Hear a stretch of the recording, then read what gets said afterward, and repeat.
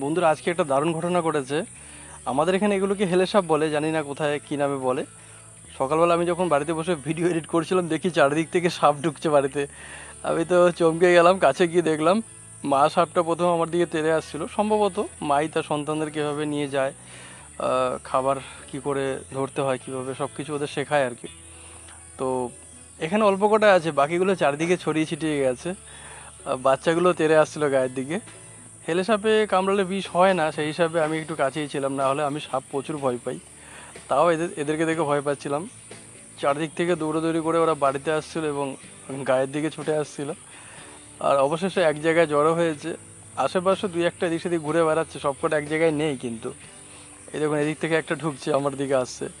এটাকে আবার রাস্তা দেখিয়ে দিলাম, এদিকে নয় ওই দিকে আছে যা, আবার ও আবার ওইদিকে ছুটে গেল। সেখানে গিয়ে একসাথে কি করছে ভগবান জানে। অনেক কটা দেখুন, কীরকম লাগছে দেখুন একবার। তো আমার মনে হয় 8-10টা তো কমসে কম আছেই আছে। আরও চারিপাশে কয়েকটা ছড়িয়ে ছিটিয়ে আছে, আমি দেখলাম এদিক সেদিক করে।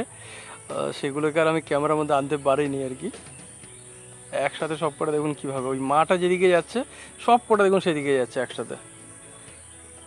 মা সাপটা যেদিকে যাবে সেই দিকে সব কটাই যাচ্ছে, ওই দেখুন।